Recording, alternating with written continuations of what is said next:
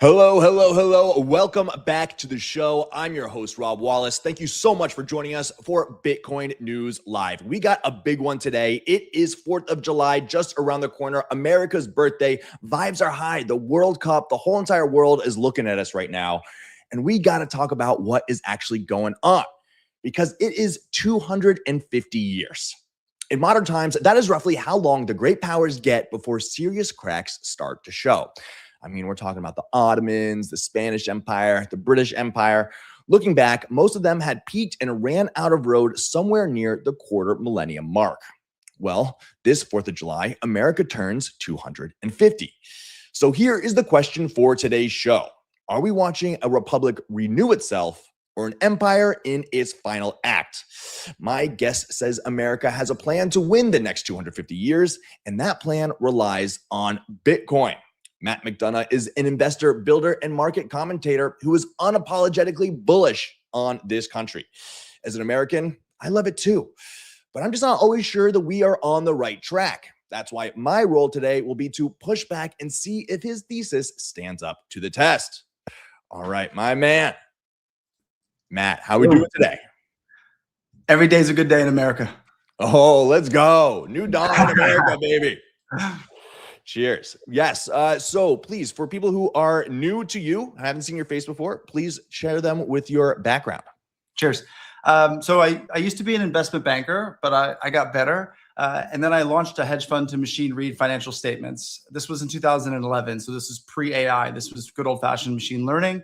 The fund failed, but the technology was fun and I got the bug. And I became a technology investor and I started looking around for places where machine learning was creating leverage. And one of those companies was a company called Confirm that was sold to Facebook in 2018. And so I had an exit and then I've been a technology investor ever since. And then, in about 2023, LLMs came into strength and I started using them to build because I'm decent at strategy, but I'm not such a good coder.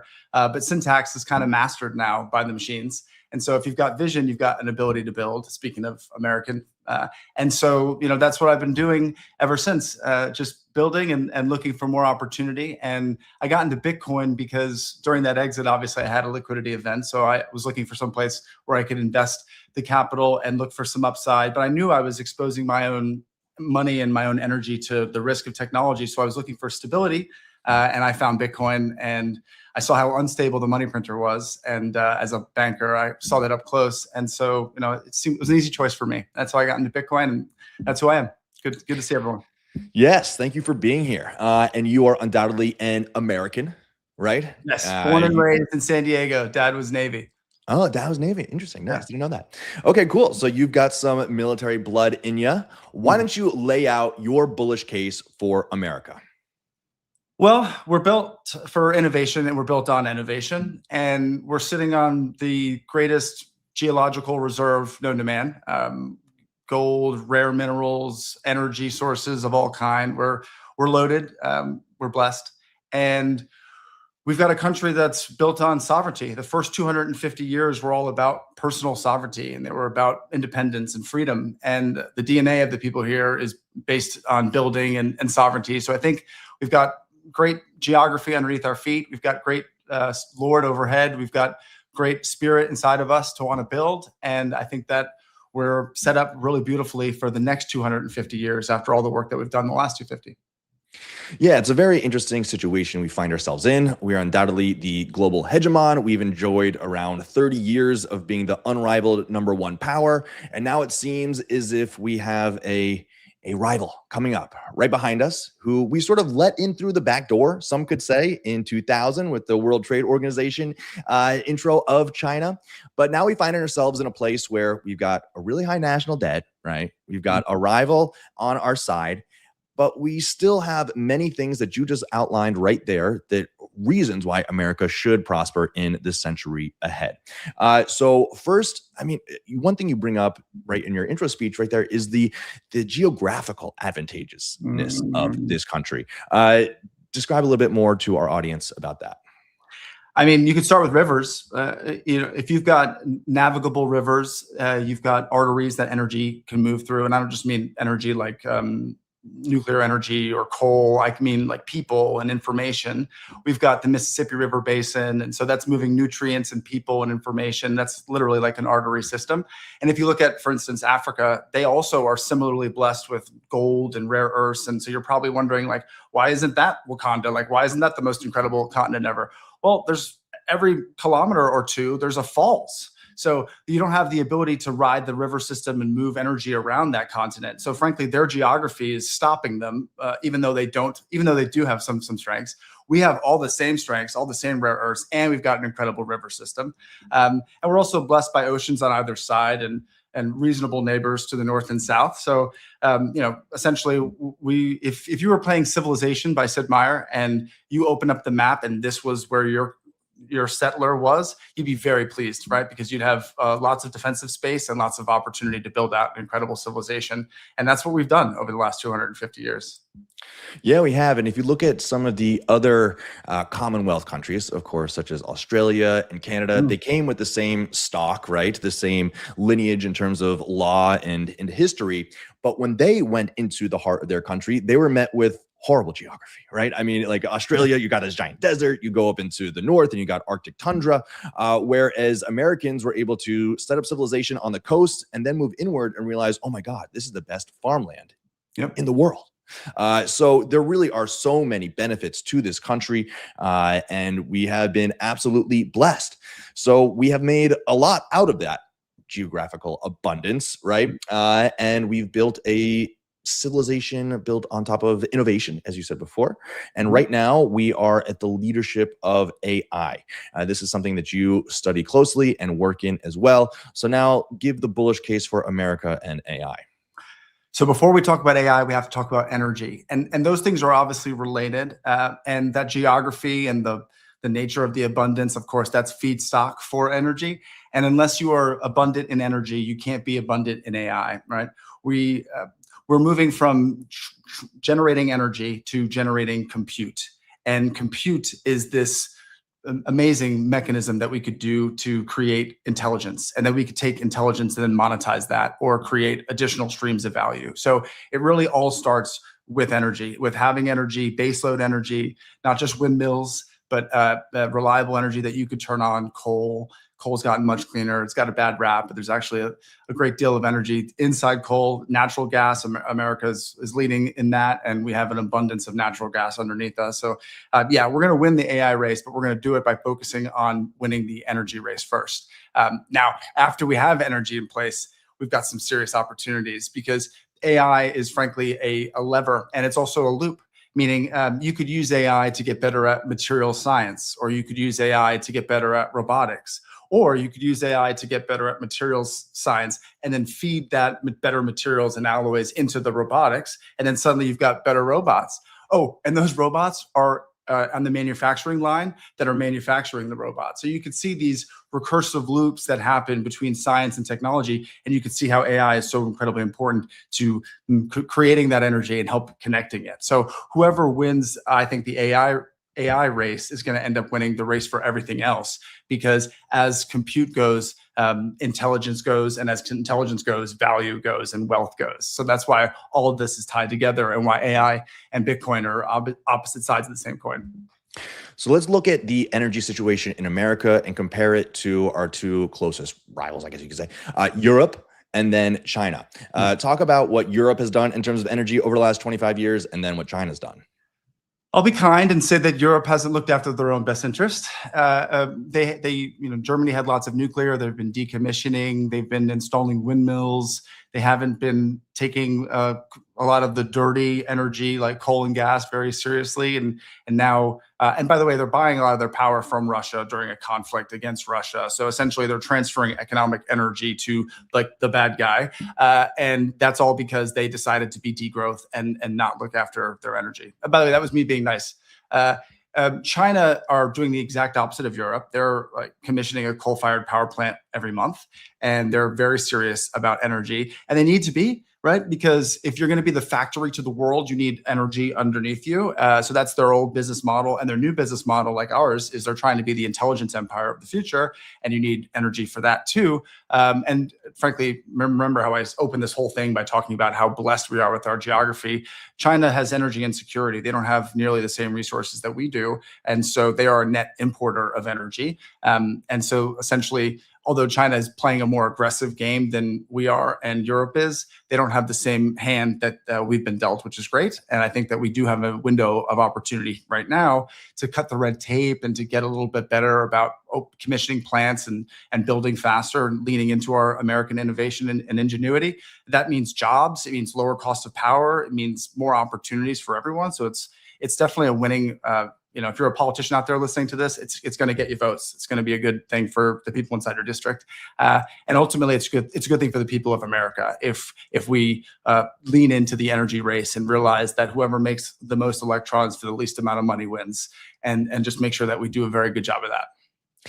Yeah, and you could look at energy consumption as a gauge of human flourishing, right? And if you just look at the delta between Germany and China over the last 25 years is mind-blowing, right? China is leaning heavily into coal, as you said, but also into solar. Do you believe in solar? Elon Musk is a big fan. Other people say that it's a really inefficient way of getting energy. What do you think? Yeah, well, if you look at the levelized cost of energy, basically, like, what does it cost to get a kilowatt of energy someplace, to generate it, produce it, transmit it, get it there, cost all the way from door to door. It's going down, and it's going down because of innovation. It's going down because we're starting to get AI feeding into different loops. But it's a lot of that curve steepening is because of the efficiencies of solar. Solar efficiencies have really skyrocketed. When I first started looking at solar, it was in the high teens, in labs. And in real life, it was less than that. And then you started seeing them brag about high to mid 20s. And now you're seeing lab cells that are doing 40 to 60% efficiency. And by the way, that's just capturing the sun, the old fashioned way. We've got thermal, which is bringing in the heat from the sun. There's many different types of energy and radiation that are coming out. And you've got these hybrid arrays that are taking in the sunlight and also taking in the thermal and condensing it and doing all sorts of things. So the punchline there is solar's already good, and it's just going to keep getting better. And we already have this incredible floating fusion reactor in the sky, so why not leverage it? And Elon's absolutely right that if we capture like less than 1% of the sun that hits the Earth, we have enough energy to produce all the things we want and have a very nice life. And you made a very good point there that as our energy abundance goes, so goes the quality of life, and they're directly linked to each other. So we have to start thinking more about how do we drive down the cost of energy and increasing the availability of energy. And I think that investing more energy, pun intended, into solar is definitely really smart. You've heard me tease a few times wind. I don't believe in it that much. And I think that eventually we'll even be able to harness very efficiently tidal energy, ocean thermal energy conversion. In 20,000 Leagues Under the Sea, they basically explain that this giant vessel the Nautilus is able to power itself because of essentially a wire at the bottom and a wire at the top. And the difference in temperature is enough for everything inside. And that seems silly, but that's already a thing. Like, we already have rigs under the water with boron gas and other inert gases, and they go through and then they change pressure, and then they go down here, they spin a turbine, and they go up, they expand because they have natural heat, and they just keep going in this virtuous loop. So there's all sorts of ways for us to capture energy, and we're just getting to the fun part where we're using AI to say, okay, go down each of these paths and make them more efficient. But then let's start laterally thinking and looking for other opportunities to harness energy. And then let's do a red team and look at ways that could be a failure. Maybe that won't be cost efficient. Maybe that won't scale. Maybe there'll be environmental consequences or societal consequences that we didn't think about. But long story short, as long as we keep driving lower the cost of energy, we're going to keep driving up the quality of life here on Earth. Indeed. And when it comes to energy, there is one energy money that we love, and that is Bitcoin. Yes. Right. And America has pole position in terms of leading the world when it comes to Bitcoin adoption. Our financial industry is now finally going full board onto Bitcoin. So how is America going to lead Bitcoin in the 21st century, and why is it so important for our plans ahead? Well, I think we have to look at all three layers of the game. There's individual adoption, there's corporate adoption, and then there's sovereign adoption. And I think that America, we own the most hash. We've got the most exposure on a personal level, at the individual level. I'm seeing the most activity on the commercial level as well. So that's, I think, two very exciting things. we really need to get more activity from the American side on the sovereign level. I think the last time I spoke with you was, I think, last October, last November, and it was a kind of a, I was still pretty excited about the strategic Bitcoin reserve, and the reality is that needs to become law. It's not just a piece of paper that gets signed once by the president. We need to put it into law, and then we need to put it into practice.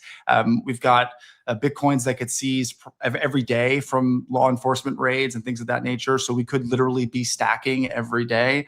And I think that there's an opportunity for, already for budget neutral conversions of other wealth that America has into Bitcoin. And I think that we could do things like reprice the gold and other things to create wealth. Not to mention, like I said, America is an innovation empire, and we're seeing America take some investments into Intel and some other companies. I could see there being a case for America making an investment across the technology landscape from AI to Bitcoin and really owning the stack from electrons to atoms. But anyway, back to how do we win and how does America maintain its dominance over the Bitcoin position and just keep growing it? Well, we have to keep preaching and explaining to the people the problem that Bitcoin solves, right? Like, if you give third parties the ability to print money, then the value of the money that's currently in your bank account goes down. And if they can't steal your money, then they will just simply create more money so that the value of the savings underneath your grandma's mattress goes down. And so that's what's happening. And on a sovereign level, right? Yes, President Trump and the Fed could start printing a whole bunch of money, and we could play currency wars part 2. But then other countries can start doing that, and then it's a race to the bottom. Everyone starts watering down the lemonade, and suddenly the lemonade doesn't taste very good. And so the reality is, with Bitcoin, you have control of the lemons. And you're mathematically certain of how much you're going to get in your cup, and they're not going to be able to make anymore. And so, Bitcoin is an incredible substrate for wealth on a personal level. And if we just explain to the people all of the problems that occur when you let other people print money for you, then they'll start to realize, how do I get free from this? And they'll start to learn more about Bitcoin. Companies, same issue, right? Like, they are stewards of other people's money and their own time and other people's time to a greater degree than even an individual is, because it's just stacks of people, companies. And so you can explain it to the individuals, the executives there, and then suddenly the people, the company could say, you know what, I think we should adopt a Bitcoin reserve. I think we should have some of our time and have it be sovereign and back under our own control. And then from a sovereign level, right, obviously you can see the problem if we get into a currency war. So we need to take advantage of the fact that we already have the hash, and we already have the energy, and we already have the compute, and we already have the mines, and we already have companies inside America that are leaders in Bitcoin. And we need to lean into that and create a coalition so that we can maintain and extend our lead in the Bitcoin world. Because as Bitcoin goes, our wealth goes. And if we have a stable substrate for wealth, then we're going to be able to build with AI. AI and Bitcoin ITs are opposite sides of the same coin, and they are. AI is going to create infinity. I mean, literally, it's going to create, but that's also deflation, right? When a bunch of new stuff enters the universe, and then you can make it for cheaper and cheaper and cheaper and cheaper, and it's better and better and better, and it lasts longer and longer and longer. Well, the prices of the existing goods go down and down and down. So deflation has been a scary word to a lot of capitalists, because they think, oh man, the assets that I hoard and I control are suddenly going to be worth less. Like, help. But the reality is, consumers love deflation. We love prices going down. We love getting a 75-inch LCD TV for $149, right? So it's technology's destiny to lower the price of goods, and I believe they've been printing a lot of money artificially to fight the deflation that's natural to technology. And I think that AI is going to keep pushing deflation into the system, and so we need Bitcoin, which is absolutely scarce, to be a vessel to contain that infinity, or else you're going to see what you're going to see is that the Fed and everyone else is going to print a whole bunch of money because deflation is going to happen. And then the dollar is going to be worth a lot less. Your savings are going to be worth a lot less. Your income is going to be worth a lot less. So you can see the relationship between AI and Bitcoin. Yeah. Well, I think we just laid out a great bull case, right? We've got the geography, we've got the energy, we've got innovation and AI, and we've got Bitcoin. Are there any other things you'd like to add to that list before we start challenging the thesis a little bit? No, let's go. Take shots.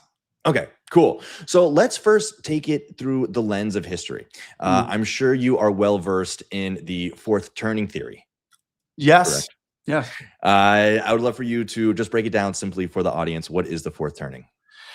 Well, essentially, society progresses through different phases, and eventually you get into an unstable phase. And we've been through different industrial revolutions and been through different cycles of capital being built up, first agrarian, and then that transfers into industrial, and now into information. So these turns are basically corners in history where things have a rapid phase change. Yeah, I loved this book. Went deep down the rabbit hole back in 2020, 2021 when I was first finding Bitcoin. It feels like it was on the curriculum. If you're a new Bitcoiner, you're handed this book and said, you got to read it. And it's super interesting because it divides history into 80 to 90-year periods, and these are your turnings.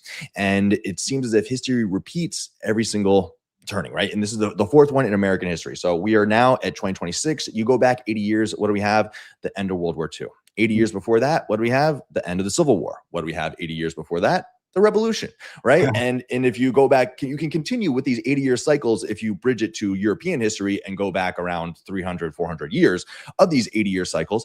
And you can see that history does repeat because these 80-year segments are divided into 4 generations.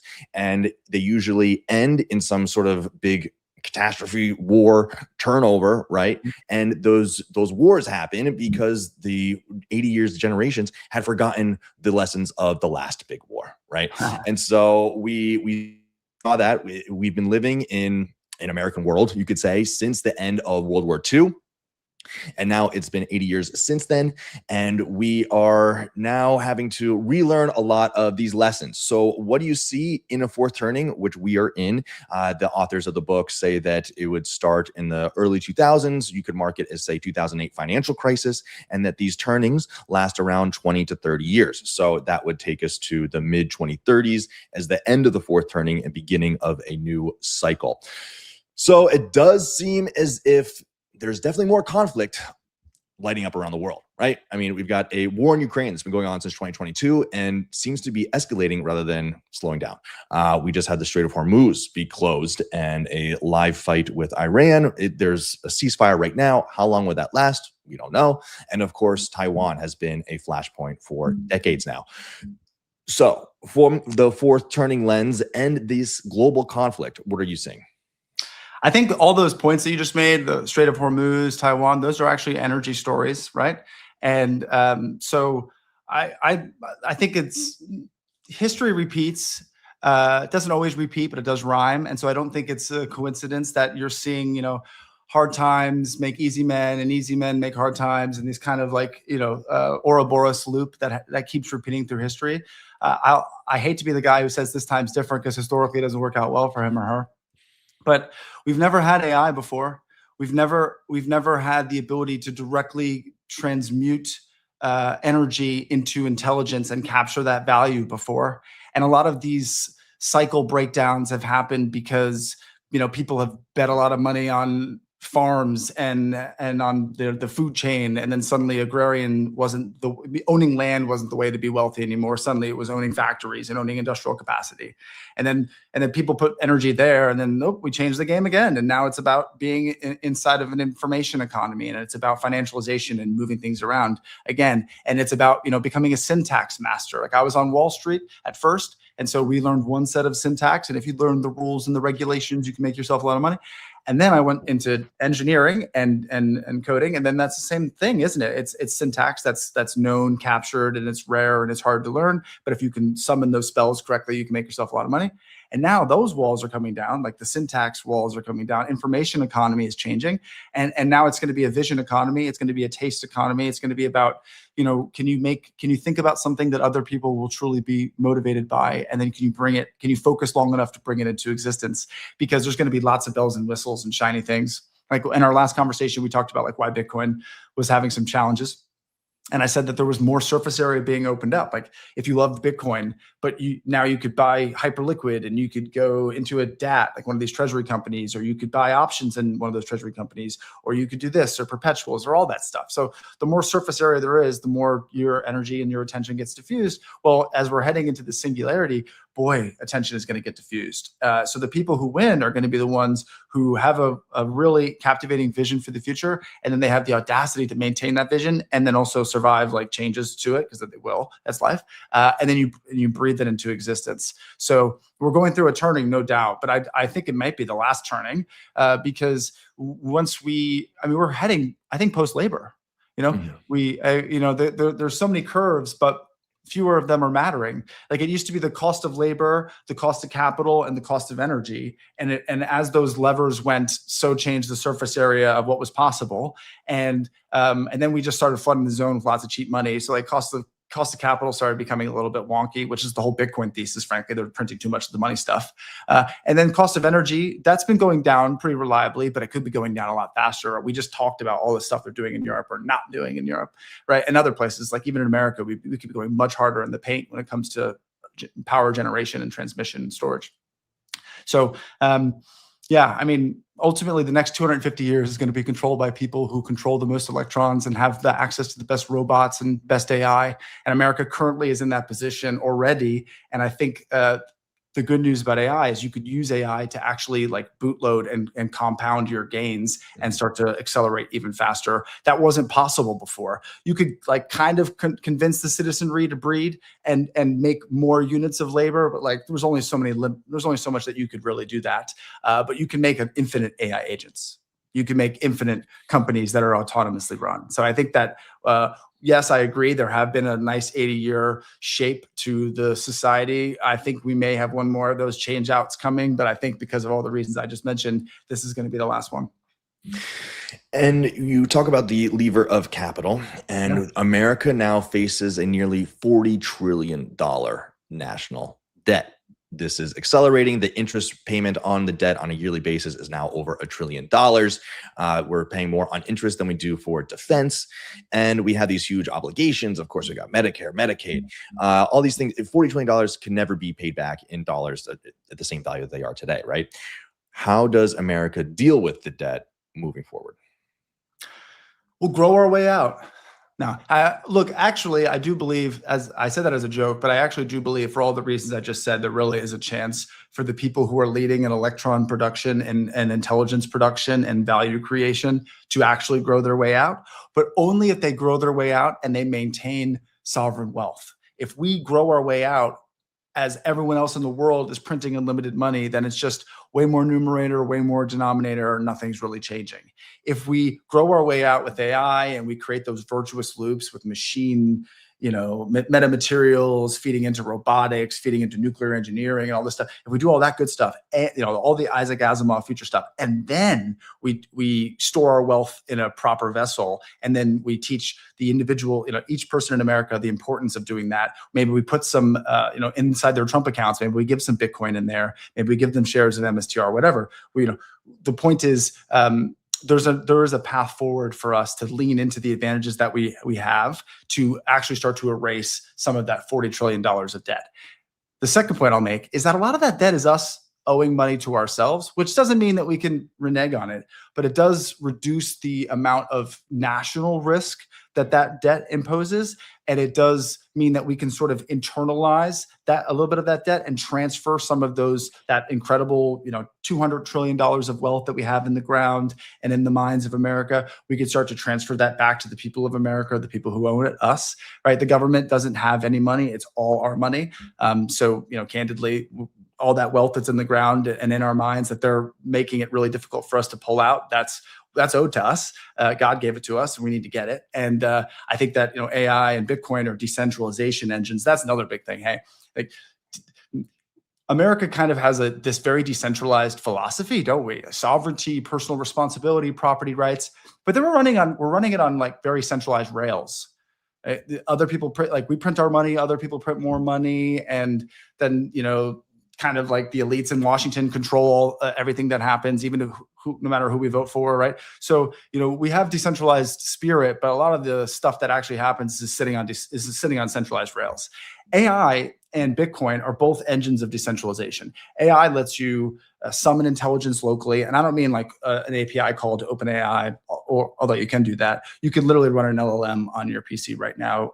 So you can summon intelligence locally, you can learn, you can grow, you can build those loops that I was talking about, you can learn, deploy those. That's all well and good. And then the same thing with Bitcoin, you could then take that wealth and the knowledge that you're creating with AI in a decentralized fashion and store that wealth in a decentralized vehicle that's outside of that printing fog that's happening everywhere else. So yeah, I think that ultimately, it sounds cheesy to say we can grow our way out, but we actually do have an opportunity to do just that if we lean both into AI and Bitcoin at the same time. And upstream of that, or foundationally, depending on how you think of it, you need to be winning the compute game, and you have to be winning the energy game underneath all of it in order to make any of this possible. It does seem as if we are in a race between fiat debasement and this unlocking of unlimited productivity from AI, right? And that we need to go super hard on this race, make sure that we win it, that we stay in number one position, so that the currency doesn't fall out from underneath us before it's too late. But when it comes to money and debasement and the fact, you agree that the dollar is getting weaker every year, essentially, right? And that has societal ramifications. We are seeing it everywhere.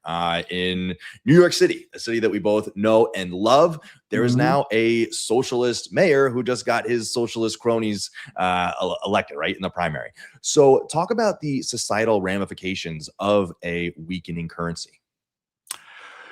I think that the situation that we've seen across the country, where we've had a centralization, I said we have a decentralized spirit with too much centralized hardware that's obstructing it.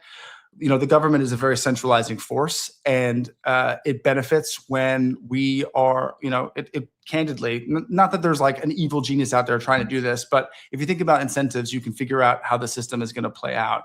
And if there is no nuclear family, if there is no father, and if there is no family unit, then the government can become the father. And then the government can become the family leader. And the government can, then what are you going to do? You're going to vote for more government because the government's giving you handouts, the government's keeping you safe, so the government says, right? And so largely speaking, the government is going to create conditions that will see for more government expansion. And this is happening because people are not they're not aware of the long-term cost of this. They're getting handed some free fiat dollars to get some depreciating money to go buy some sugary foods, and they're not really building wealth. They're not building sovereignty. They're trapped, and they can become free, but they need decentralization, and they need to understand the situation that they're currently in. And so it doesn't surprise me to see sort of like left-wing populism starting to rise, because they're saying, hey, well, we'll take care of you, but they're doing it by giving you other people's money. And so it's theft, and it's short-term. You're seeing it right now in New York. A lot of the people who are creating jobs are fleeing to New York. They're fleeing to Florida. They're taking their financial services firms and other firms with them. And so the means of taxation and production are leaving this place, and that's what continues to happen. Every place that liberalism goes, and socialism goes especially, you drive out productive units, and then you break the back and the bank book of the people inside the place, and then they become increasingly dependent, and it's a zombification. And I think that we have the energy inside of America to fight back against that. And I'm heartened when I see across the country 30 or so states that are doing just that. And I think that that's going to spread, but it starts with education. It starts with explaining to people that free money is really expensive, actually. It is, but it seems as if that wing of the Democratic Party is gaining power, ascendancy. And you're seeing even the moderates in their party having to bend the knee to those desires, right? Gavin Newsom. That's the best part about the left is they will eat each other. And so, we're already seeing that.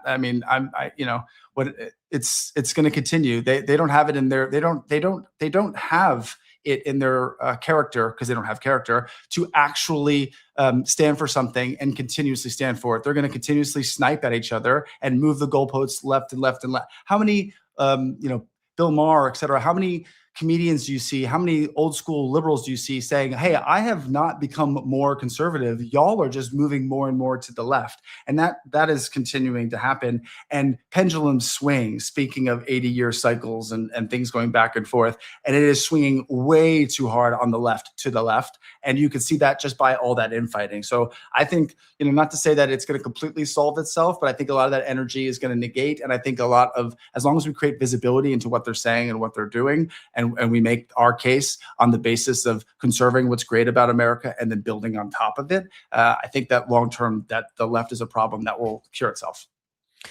I mean, it's a solution that has proven to fail anytime it's been tried.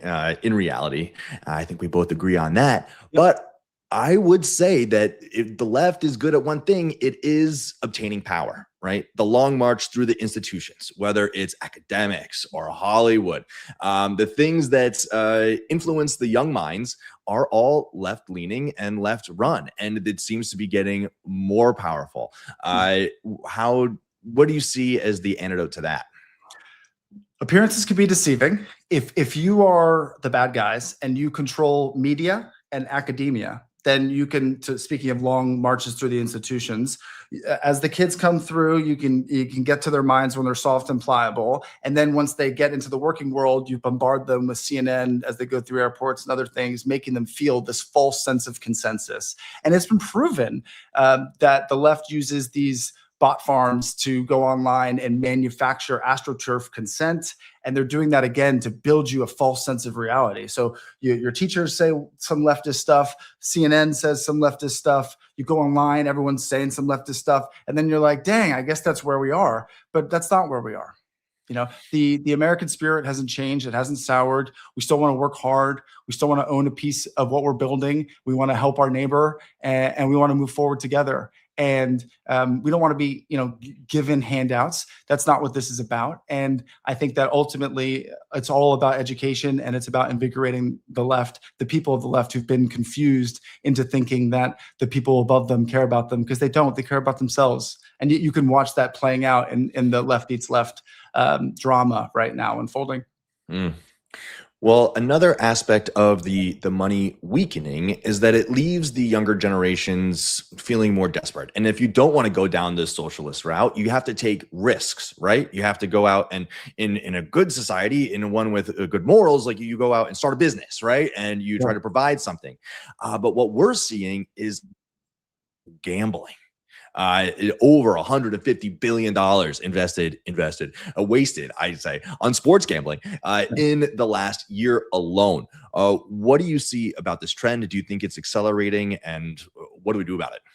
Yeah.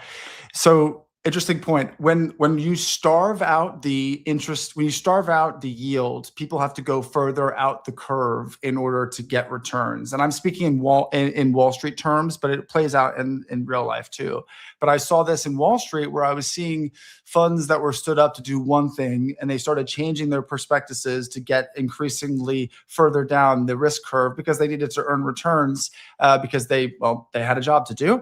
And I think that you see the same thing playing out with individuals, where they're even though they're being told, oh, inflation's 3.1%, they're seeing the price of foods double, and they're feeling the pain at the pump, and they're seeing the gas prices translate into the other prices, because that's how logistics work. And so they're feeling some pressure to then take some additional risks themselves. And then are these I mean, shit, we literally have learned that the sports betting is fake, right? There's so many federal indictments coming out with athletes that are involved in this and organized crime. So even if you thought you were just competing against a random ball and you thought that was fair, it wasn't. There was so you're not going to, I don't think, make money competing in a rigged system when you don't have as much information as the other participants. So, what do? You learn the Bitcoin basics. You understand what private keys are. You understand how to hold your money into your own custody. You learn about test transactions, and you learn about how to not screw that up, and you learn about how to store your keys safely. And yeah, sure. But you learn about how to hold your money on your own. You learn about, for instance, the difference between borrowing money and making money, because some people seem to confuse the two of them, right? They borrow money on margin, and they look at their account and they think that they're doing very well. I think I just read that we currently have the highest amount of margin in the stock market that we've ever had. Now, counterpoint, the markets have also never been at these high heights before. So if you have this much surface area, you should have this much surface area under the margin as well. But still, clearly there's a lot of borrowing going on, and there's a lot of hoping going on. And hope is not a strategy, and it's never going to be a strategy. Also, they can see the markets, speaking of Wall Street talk, they can see the liquidation maps. They could see where the most pain is going to be. And Bitcoin is a $2 trillion market, and there's probably $500 trillion of investable assets out there that can push, squeeze, push down on it. So they could just easily push price action for anything, anywhere they want. And so that's why it's really important to never stay over leveraged, to never, if you can, avoid leverage altogether, but certainly never be over leveraged, and understand what your leverage exposure is. Yeah, and it goes back to, of course, the Bitcoin saying of high time preference versus low time preference. If you're gambling, you want that quick hit of dopamine, whereas when saving in Bitcoin, you're in it for the long haul and you see it grow over time. And it's really how you spend your time, right? Like, what do you want to invest in? What do you want to study? What do you want to plant a seed now to get out of the ground later? And with Bitcoin, it comes, but you have to change your desire for the quick hit that we are so used to nowadays in 2026. Yep. Cool. Well, right now, I want to give a big shout out to the people that help make this show possible. We are talking about Rhino Bitcoin. Before, getting your Bitcoin financial services was slow, clunky, scattered across all these different platforms. Well, Rhino is changing that. Rhino is a next generation Bitcoin banking app designed to handle all of your Bitcoin needs in one place. Here's what you can do with Rhino. Of course, you can buy Bitcoin with some of the lowest fees anywhere. That means more sats for every dollar you spend. Make payments over the Lightning Network instantaneously with zero fees. Of course, send cash globally fast and easy over Bitcoin rails, and set up automatic savings, DCA, so you stack sats on your schedule and build wealth over time. You can also set up a loan right in the app via Arch on the Rhino platform, and soon you'll be able to pay bills, direct deposit, and even save for retirement, all within Rhino.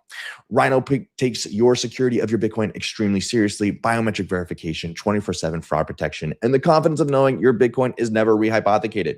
Go today to rhinobitcoin.com or download the app via the link in the description below.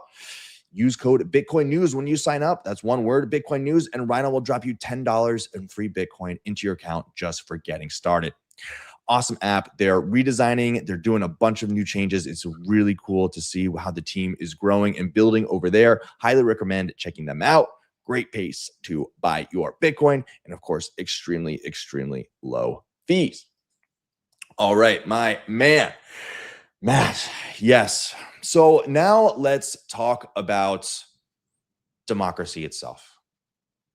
This is a 250-year experiment. Some would say so far so good. Others would say it's sort of outdated and no longer serves its purpose. Where are you on the democracy spectrum? Well, proof is in the pudding. I would say that we're doing very well. So I don't think we should strain too far off the democracy rails. I think things are working pretty well. The distribution of responsibilities and the different, the bicameral House and Senate versus the three branches. This fourth branch thing grew, the regulatory state, since the 1970s. It's gotten worse and worse. And the Supreme Court just came down with something that I think is going to help us really start to trim some of those branches that shouldn't be here anymore. And in general, I think that, the American system is working very well, and it's very self-healing. We bring in new leaders, we have a direct representation, and so no, there's not much that I would change. I think we could use technology to potentially leverage blockchain, for instance, to let the individual voters directly influence outcomes of legislation, as opposed to passing it through to people to then shepherd our vote into the House or Senate. I think there might be some opportunity for us to directly lean in on some things. But long story short, democracy has worked amazing for 250 years, and we should just continue to conserve it and grow it responsibly.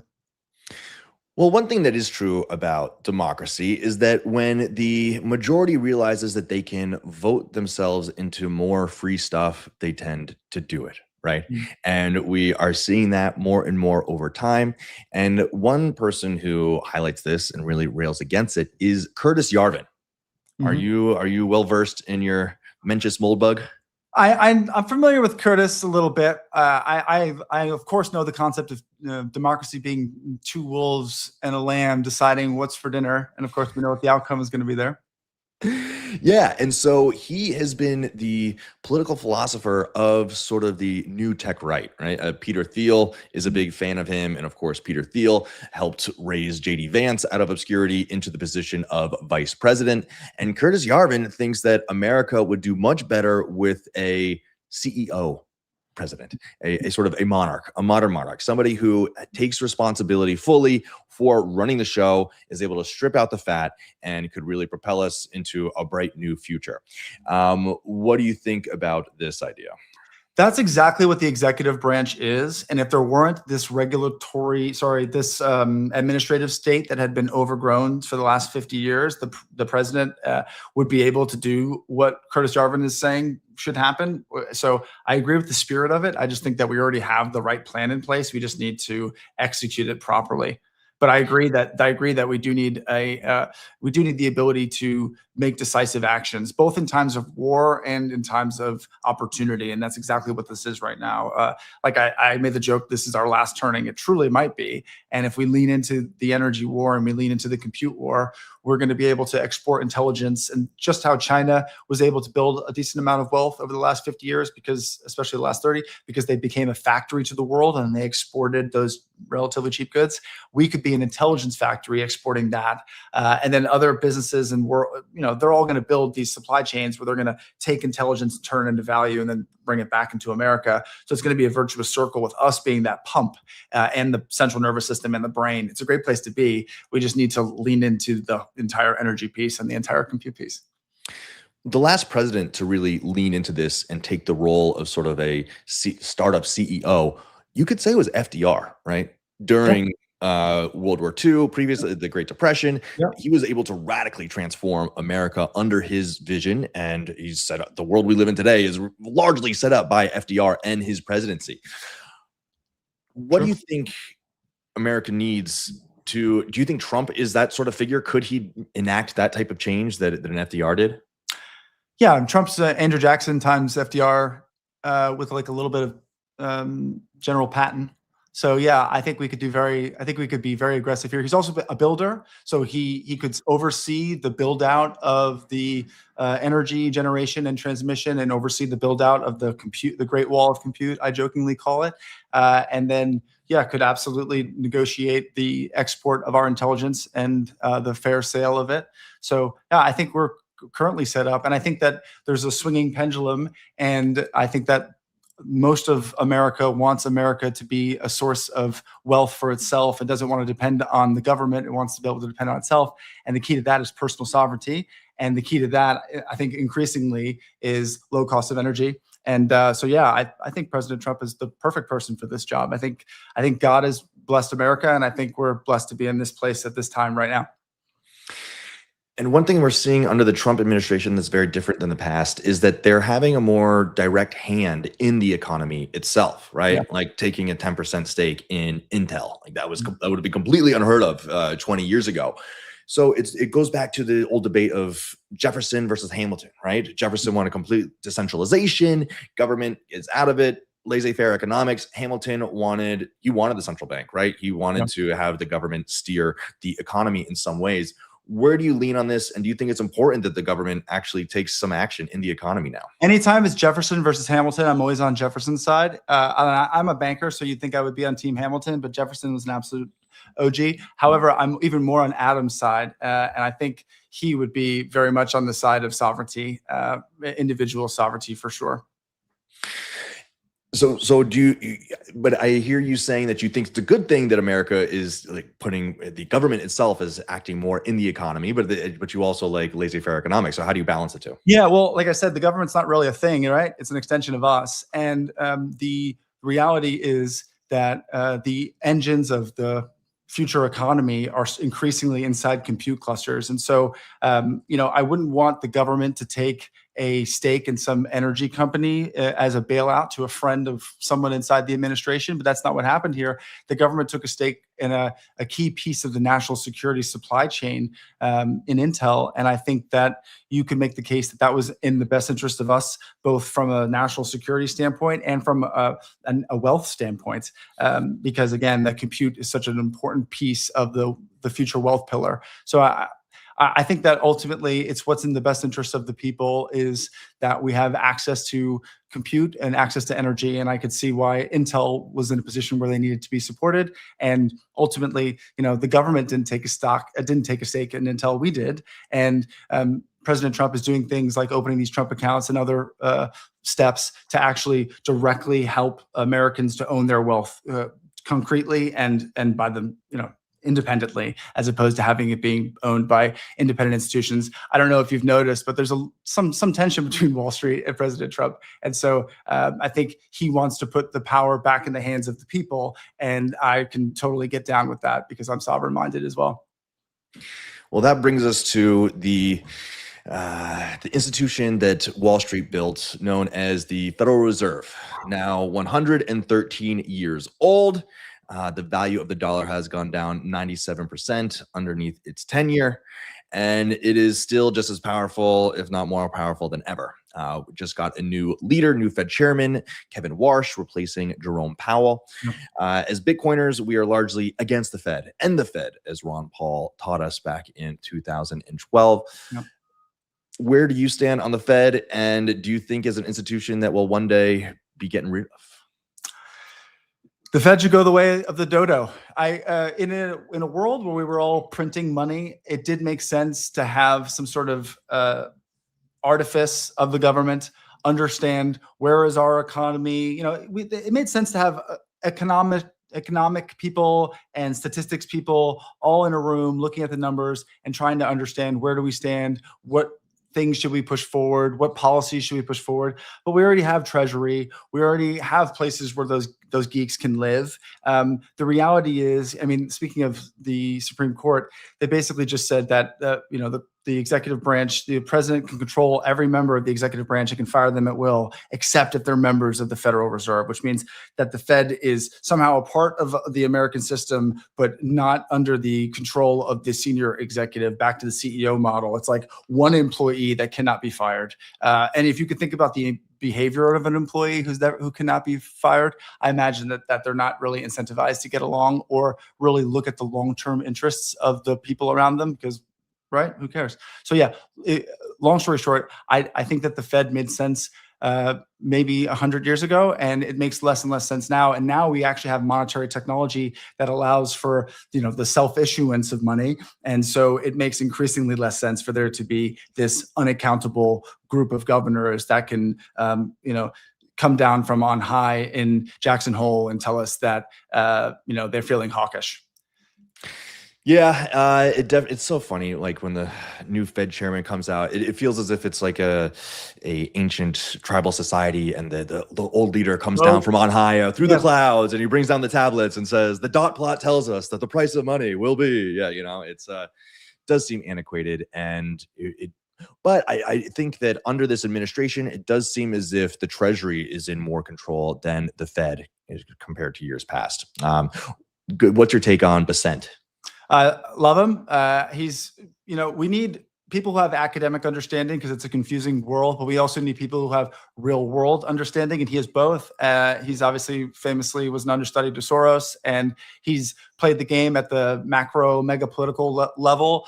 He's a straight shooter. And I think he's exactly he's the right person for the job for sure. And we have had the Fed and the Treasury unified in the past. I don't even think we need to go that far. I think we can just dissolve the Fed. But if we were going to take that middle step, we were going to collapse the two into each other and have joint responsibility, he'd be a perfect first person to do that. He does seem as if he's the fighter that we sort of need in this administration at this time. There's so much going on in terms of just financial warfare, literally. As we saw with Iran, they just froze $500 million worth of tether. They are doing a lot of things behind the scenes, swaps, making sure that our allies have funding. It's the there's so, I don't know how these people sleep at night. It's just like the amount of crazy decisions they have to make on a daily basis. It's really insane.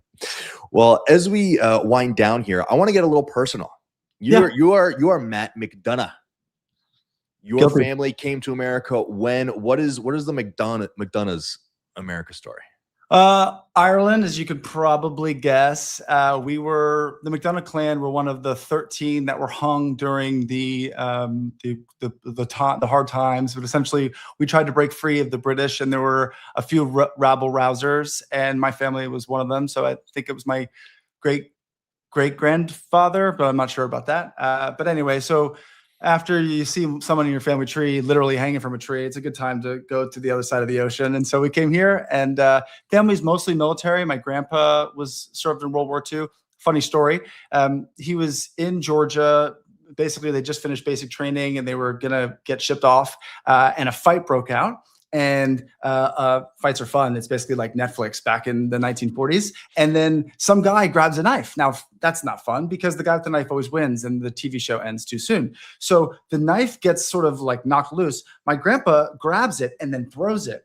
There's a beam of wood between two officers, like in a movie, bing, right? And it makes the noise. And they're like, who threw that? John McDonagh, right? They assume that means he's handy with a knife. And next thing you know, he's like a scout about a mile behind enemy lines constantly. Well, doesn't even have a rifle. It's like a pistol and a garrote wire and 3 grenades, 2 for them, 1 for you. And he ended up being a hero of war, came back, was told he'd never walk again. Three months later, he walked out of the VA. They gave him like 95% payout for being injured. And he went back and tried to give it all back. And they were like, no, stay at 5% so that if later in life you can increase the amount. And so he gave money back. He's a Purple Heart recipient. My dad was brilliant, also in the military. My uncle's in the military. Uncle's Mensa. Like I'm actually like the dumb one in the family, it feels like. But at least I'm the one that understands, really, like, not to tease them, but I understand the opportunity that's both in AI and the opportunity that's in Bitcoin and how they're related with each other. I think ultimately I'll be the successful one, but we'll give it 20 years and see how that goes. That's an amazing story. He was a mile behind enemy lines. Which theater? Was he in Europe or Germany? Yeah. Germany. Wow.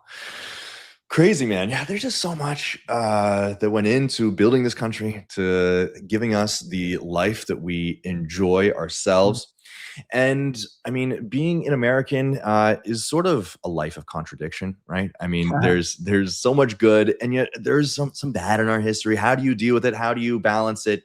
And giving a round out message here, give us your take for America over the next 50 years. What should we expect, and why will we still be number one?